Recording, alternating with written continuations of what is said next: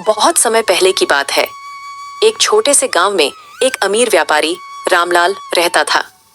रामलाल बहुत ही कंजूस और स्वार्थी व्यक्ति था। वह हमेशा गरीबों और जरूरतमंदों का शोषण करता था और किसी की भी मदद करने से कतराता था। एक दिन गांव में एक संत आए। संत ने गांव वालों को धर्म और कर्म के महत्व के बारे में सिखाया। उन्होंने कहा, जैसी करनी वैसी भरनी।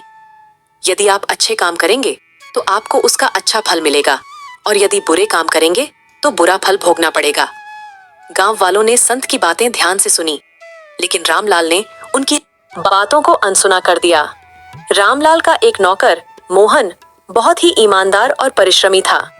वह रामलाल की हर बात मानता था, लेकिन रामलाल उसे हमेशा डांटता और अपमानित करता था।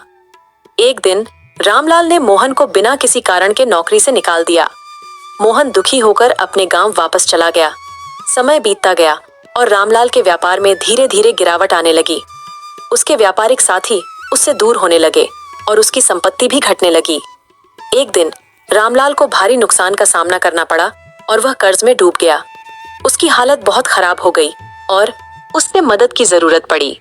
रामलाल ने अपने पुराने नौकर मोहन को याद किया और सोचा कि शायद वह उसकी मदद कर सके। रामलाल ने मोहन के गांव जाकर उससे मदद मांगी। मोहन ने रामलाल को पहचाना और उसकी स्थिति देखकर उसे सहानुभूति हुई। मोहन ने अपने गांव वालों से मिलकर रामलाल की मदद की और उसे खाने पीने का सामान और रहने की जगह दी।